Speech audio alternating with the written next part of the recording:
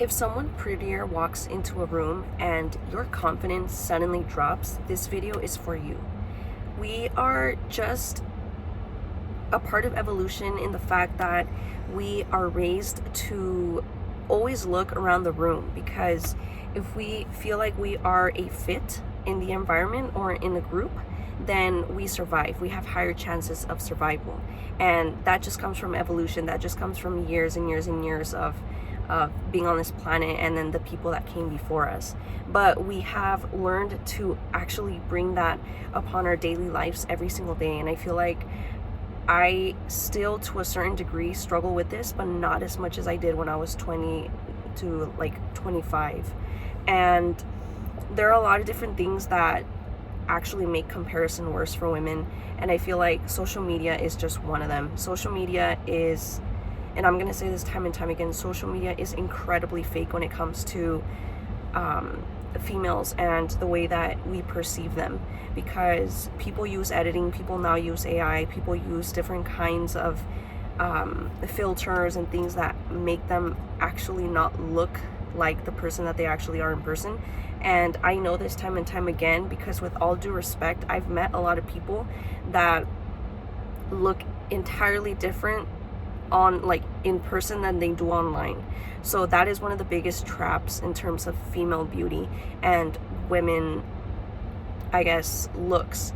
And I don't want you to fall for it, because I fell for it a lot of years ago, and I couldn't even go out because I would compare myself to the women that were surgically enhanced, and I would tell myself that I wasn't enough. And it was just this horrible cycle that I wish I never went through, just because I have a daughter and I love her so much that I want her to be the most confident, beautiful little girl. And I look at her and I aspire to be better for her in terms of my confidence. And I have gone through so much heartbreak, so much pain, so much comparison, to the point today that I am confident being myself without having to like fake a personality or having to show my skin just because every single woman does it.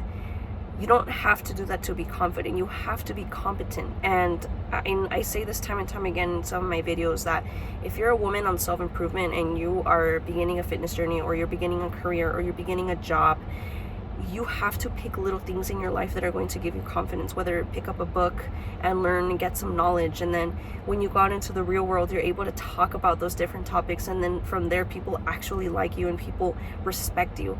And you will begin to respect yourself when you can make these promises to yourself that you're gonna wake up early in the morning, you're gonna go to the boxing gym. And I'm using these examples because I started picking up on boxing again, and boxing is one of those things that give me so much confidence, because like my coaches pretty much gas me up in boxing. Okay, they ask me if I'm like a fighter, and the thing is, I just do it for the fitness, and I just do it because I love boxing so much.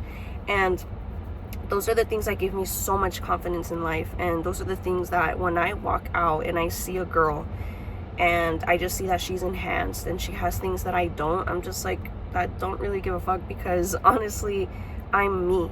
And no one is going to be you. No one is going to have your DNA, your macromolecules, your DNA. No one is going to have those different genetic components. And that should give you, I know it's quirky to say, but that should give you confidence in this life to keep going, to keep striving, and keep growing as a female. And these things are things that I have to work on every single day. It's not just something that I wake up and say, hey, I'm confident today. No, there are days where I genuinely relapse, and I go back and I compare, and I go to the gym and I compare myself more. But this is just a world, a very sexualized world for females, unfortunately. And once you know that truth, that should give you confidence, because if you're a female like me and you're very outgoing, charismatic, amazing, loyal, no, I'm kidding, quirky, just a quirky female, because I am the way that I am and I love myself so much, I don't need to be showing skin. I don't need to be provocative. I don't need to have 30 guys in my orbit to feel valued, because that value has to come from yourself. It can't come from anyone else. Sure, it'll feel good in the moment for, like for a week or two, but then you'll kind of feel like shit, because then you'll realize that without them, you don't have that security, right? And a lot of females are like that. They need to have guys. They need to go out. They need to post on social media. They need to post themselves in bikinis and all of this so that they can feel that validation. But at the end of the day, that's not going to last. Time is the teller of all truths. So if you can work on yourself, if you can wake up and tell yourself, hey, I may not have these qualities, because look, I'm telling you right now, I'm not a model. Look, I am attractive. I work on myself. I work on my skin. I eat well. I started my diet, which is going to make me leaner and probably look better than like in a bulk. But those are things that you can control. You can control those things. You can't control being born a certain way. Like, these are the cards that God has given us and the higher realm has given us. So why are we trying to work against them? Sure, you can go change yourself, you can go surgically enhance yourself, but that is a different story. You can do whatever you want, and I'm not talking smack about those people that do that, but I'm saying the confidence comes from within. It doesn't come from those things. It comes from within. And there's a book called Psycho-Cybernetics, and it talks about having a lot of patients that want surgery, and they want surgery because they feel insecure. And the